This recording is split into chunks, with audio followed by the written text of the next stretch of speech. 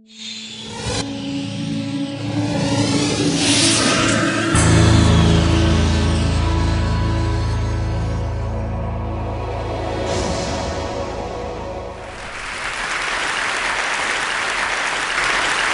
I thought I would do is I would start with a simple request. I'd like all of you to pause for a moment, you wretched weaklings, and take stock of your miserable existence.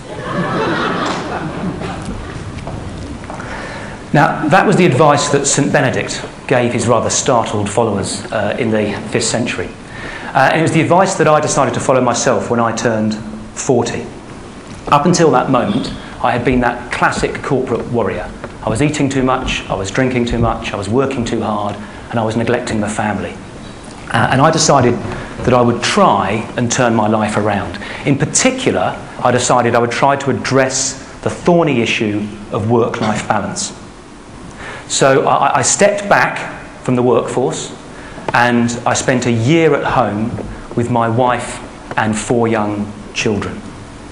But all I learned about work-life balance from that year was that I found it quite easy to balance work and life when I didn't have any work. Not a very useful skill, especially when the money runs out.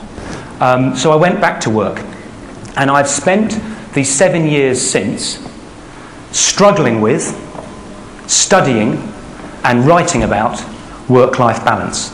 I have 4 observations I'd like to share with you today. The first is, if society is to make any progress on this issue, we need an honest debate. But the trouble is, so many people talk so much rubbish about work-life balance. All the discussions about flexi time or dress-down Fridays or paternity leave only serve to mask the core issue, which is that certain job and career choices are fundamentally incompatible with being meaningfully engaged on a day-to-day basis with a young family. Now, the first step in solving any problem is acknowledging the reality of the situation you're in. And the reality of the society that we're in is there are thousands and thousands of people out there leading lives of quiet, screaming desperation, where they work long, hard hours at jobs they hate to enable them to buy things they don't need to impress people they don't like.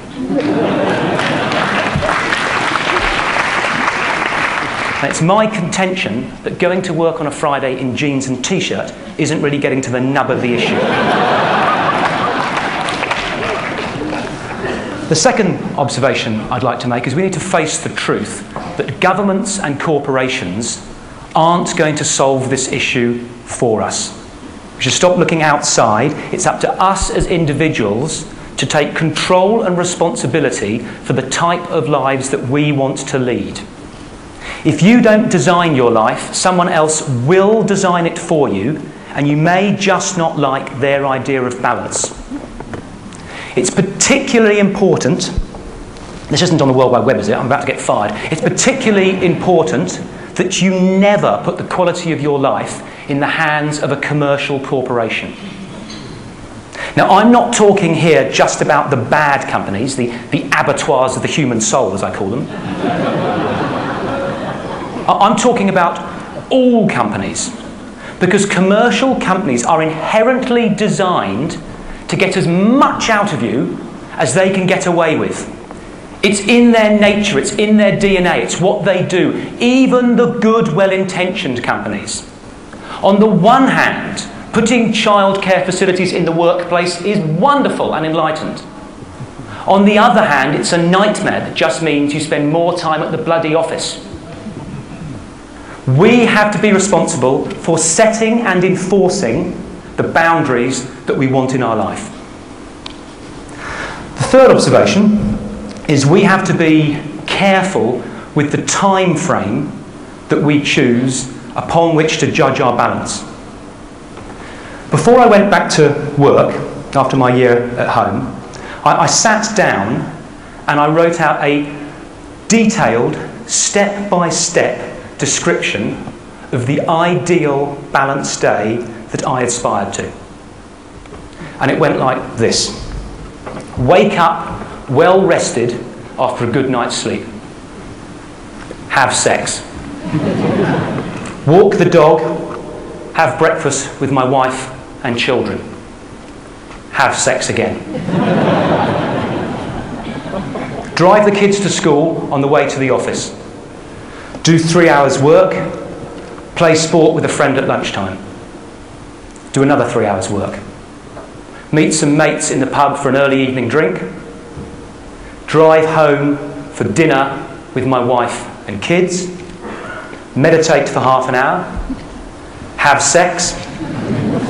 Walk the dog. Have sex again. Go to bed.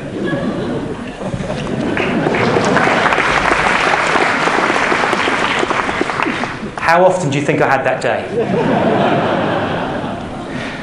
We need to be realistic. You can't do it all in one day. We need to elongate the time frame upon which we judge the balance in our life. But we need to elongate it without falling into the trap of the I'll have a life when I retire.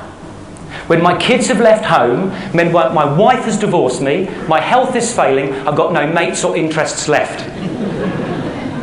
A day is too short, after I retire is too long. There's got to be a middle way. A fourth observation. We need to approach balance in a balanced way. A friend came to see me last year, and she doesn't mind me telling the story. A friend came to see me last year and said, Nigel, I've read your book and I realised that my life is completely out of balance. It's totally dominated by work. I work 10 hours a day, I commute 2 hours a day. All my relationships have failed. There's nothing in my life apart from my work. So I've decided to get a grip and sort it out. So I've joined a gym. Now, I don't mean to mock, but being a fit 10-hour-a-day office rat isn't more balanced, it's more fit. Lovely, though physical exercise may be, there are other parts to life. There's the intellectual side, there's the emotional side, there's the spiritual side. And to be balanced, I believe we have to attend to all of those areas, not just do 50 stomach crunches. Now, that can be daunting, because people say, bloody hell, mate, I haven't got time to get fit. You want me to go to church and call my mother? And I understand, I truly understand how that can be daunting. But an incident that happened a couple of years ago gave me a new perspective. My wife, who is somewhere in the audience today, called me up at the office and said, Nigel, you need to pick our younger son up, Harry, from school. She had to be somewhere else with the other 3 children for that evening. So I left work an hour early that afternoon and picked Harry up at the school gates. We walked down to the local park, messed around on the swings, played some silly games. I then walked him up the hill to the local cafe and we shared a pizza for tea. Then walked down the hill to our home and I gave him his bath and put him in his Batman pyjamas. I then read him a chapter of Roald Dahl's James and the Giant Peach. I then put him to bed, tucked him in, gave him a kiss on his forehead and said, good night, mate, and walked out of his bedroom. As I was walking out of his bedroom, he said, Dad? I went, yes, mate. He went, Dad, this has been the best day of my life. Ever.